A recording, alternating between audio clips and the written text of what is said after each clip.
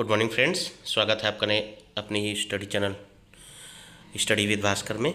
दोस्तों, आज हम जानेंगे सामान्य विज्ञान के बारे में, जो कि हमारे यूपी पीईटी के दृष्टिकोण से काफ़ी ही महत्वपूर्ण चैप्टर है। सामान्य विज्ञान से 5 नंबर के क्वेश्चन आएंगे, तो जिसमें से आप आज हम प्रारंभिक भौतिक विज्ञान के बारे में जानेंगे और बहुत ज़्यादा डीप नहीं पढ़ेंगे। जो एग्ज़ाम में क्वेश्चन आता है या आ सकता है उसी के बारे में जानेंगे और इसमें उसी को पुनः उन्हीं प्रश्नों को उठाया गया है जो कि हमारी एग्ज़ाम की दृष्टि से काफ़ी ही महत्वपूर्ण है। तो इसमें हम एक एक लाइन में जानते चलेंगे कि जो एग्ज़ाम में पूछे गए हैं या फिर जो इम्पॉर्टेंट है भौतिक विज्ञान की दृष्टिकोण से। चलिए तो शुरुआत करते हैं हम पहला न्यूटन के प्रथम नियम से। तो न्यूटन का प्रथम नियम क्या कहता है? न्यूटन के प्रथम नियम के अनुसार प्रत्येक वस्तु अपनी स्थिति को बनाए रखना चाहती है। न्यूटन का प्रथम नियम क्या कहता है? न्यूटन के प्रथम नियम के अनुसार प्रत्येक वस्तु अपनी स्थिति को बनाए रखना चाहती है। नेक्स्ट है, न्यूटन ने अपनी पुस्तक प्रिंसिपिया में गुरुत्वाकर्षण का नियम दिया था। पुस्तक क्या नाम था? प्रिंसिपिया में गुरुत्वाकर्षण का नियम दिया था। पूछ सकता है न्यूटन ने अपनी पुस्तक के बारे में बताइए जिसमें उसने गुरुत्वाकर्षण का जिक्र किया था। नेक्स्ट है कि रेखीय संवेग क्या है? रेखीय संवेग संरक्षण का नियम न्यूटन के द्वितीय नियम एवं तृतीय नियम दोनों की योग से बनता है। रेखीय संवेग संरक्षण का नियम न्यूटन के द्वितीय और तृतीय नियम दोनों के संयोग से या योग से बनता है। नेक्स्ट है, जड़त्व क्या होता है? जड़त्व के बारे में जानते हैं। तो जड़त्व क्या होता है? जड़त्व क्या है? जड़त्व इसके कारण कोई पिंड अपनी अवस्था परिवर्तन का विरोध करती है। किसके कारण? जड़त्व के कारण। या फिर ऐसे कह सकते हैं जड़त्व के कारण कोई पिंड अपनी अवस्था परिवर्तन का विरोध करती है। नेक्स्ट है गतिज ऊर्जा। गतिज ऊर्जा के बारे में जानते हैं क्या है? किसी वस्तु या पिंड में उसकी गति या वेग के कारण कार्य करने की क्षमता को गतिज ऊर्जा कहते हैं। जैसे बंदूक से दागी गई गोली तथा तोप से छोड़े गए गोले में, इसमें क्या है? गतिज ऊर्जा है। नेक्स्ट है विस्थापन क्या है? विस्थापन के बारे में जानते हैं। विस्थापन क्या होता है? किसी विशेष दिशा में गतिशील वस्तु की स्थिति परिवर्तन को उसका विस्थापन कहते हैं। विस्थापन क्या है? किसी विशेष दिशा में गतिशील वस्तु की स्थिति परिवर्तन को उसका विस्थापन कहते हैं। नेक्स्ट है वायुमंडलीय दाब की इकाई क्या होती है? वायुमंडलीय दाब की इकाई होती है बार।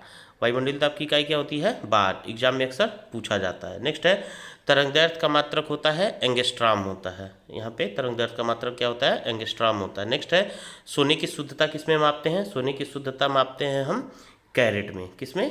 कैरेट में। सोने की शुद्धता कैरेट में मापते हैं। नेक्स्ट है वे भौतिक राशियाँ जिनमें परिमाण और दिशा दोनों ही होती हैं, वो क्या होती हैं? वो सदिश राशियाँ कहलाती हैं। वे भौतिक राशियाँ जिसमें परिमाण और दिशा दोनों होती है वो सदिश राशियाँ कहलाती है। पूछ सकता है कि सदिश राशियाँ क्या होती हैं या फिर सदिश राशियाँ का परिमाण निर्धारित होता है या दिशा। तो सदिश राशियों का परिमाण और दिशा दोनों निर्धारित होता है। नेक्स्ट है कोणीय वेग क्या होता है? वृत्ताकार मार्ग पर गतिशील कण को वृत्त के केंद्र से मिलाने वाली 1 सेकेंड में जितने कोण घूम जाती है उस कण का कोणीय वेग कहलाता है। ठीक है। नेक्स्ट है प्रत्यास्थन प्रत्यानयन बल क्या होता है?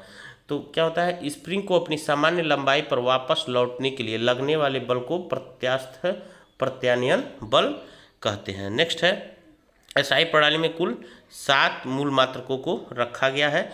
कौन कौन से हैं? मीटर है, किलोमीटर है, सेकेंड है, केल्विन है, एम्पियर है, कैंडिला है तथा मोल है।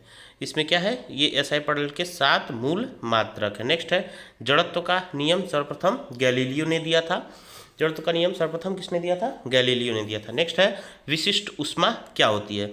किसी पदार्थ की 1 ग्राम का तापमान 1 डिग्री सेंटीग्रेड बढ़ाने के लिए आवश्यक ऊष्मा की मात्रा को उस पदार्थ का विशिष्ट ऊष्मा कहते हैं। एक बार जान लीजिए विशिष्ट ऊष्मा क्या होती है?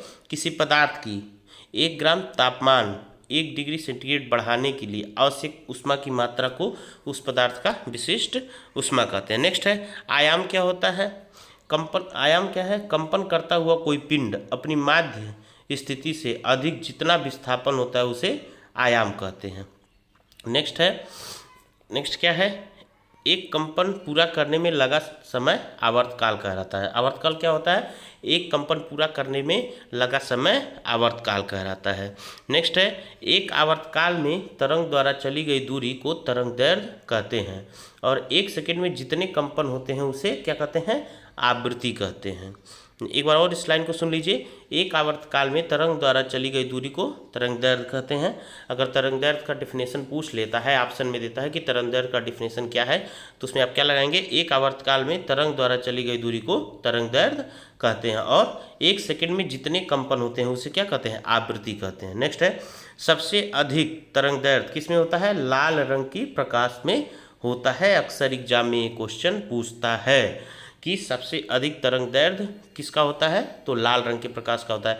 दोस्तों ये प्राइमरी एग्जाम है, तो इसमें बहुत ज़्यादा हाई लेवल का क्वेश्चन न पूछ के मीडियम क्वेश्चन पूछा जाएगा। क्लास 9-10 के साइंस से ज़्यादा क्वेश्चन उठाया जाएगा, और हम क्लास 9th और 10th की बुक से ही ये क्वेश्चन आपके बीच लेके आए हैं। नेक्स्ट है, सबसे कम तरंग दैर्ध्य किस रंग का होता है? बैगनी रंग का होता है।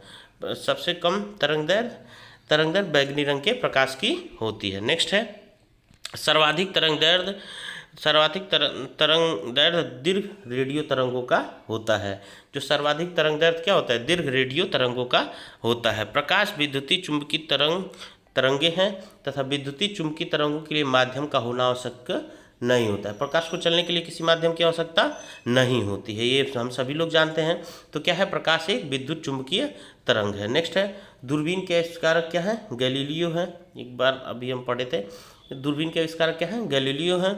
और सर्वप्रथम रोमर ने प्रकाश की चाल को मापा था। किसने? रोमर ने प्रकाश की चाल को मापन किया था। नेक्स्ट है, 20 हर्ट्ज से कम आवृत्ति वाली ध्वनि तरंगों को क्या कहते हैं? अवश्रव्य तरंगे कहते हैं, तथा 20,000 हर्ट्ज से अधिक आवृत्ति वाली तरंगे क्या होती हैं? पराश्रव्य तरंगे कहलाती हैं। नेक्स्ट है, भोपाल गैस त्रासदी हानिकारक गैस मिथाइल आइसोसाइनाइड की वजह से हुआ था। ये कम से कम 3-4 एग्जामों में पूछ चुका है, जो कि प्राइमरी एग्जाम रहे हैं। तो इसमें क्या है? भोपाल गैस त्रासदी क्या है? मिथाइल आइसोसाइनाइड गैस की कारण वहाँ पे त्रासदी हुई थी। नेक्स्ट है, फलों को कृत्रिम रूप से पकाने हेतु एथिलीन गैस का उपयोग किया जाता है। तो ये रहा दोस्तों हमारे सामान्य विज्ञान में भौतिक विज्ञान से रिलेटेड, और इसका प्रैक्टिस सेट हम नेक्स्ट टॉपिक में भी करेंगे, और इसके बाद हम लेके आएंगे जीव विज्ञान से, और उसके बाद रसायन विज्ञान से आपके लिए कंटेंट लेके आएंगे जो हमारे एग्जाम की दृष्टि से महत्वपूर्ण होंगे। तो दोस्तों अगर वीडियो आपको अच्छा लगे तो लाइक, शेयर और सब्सक्राइब करना न भूलें। तब तक के लिए नमस्कार।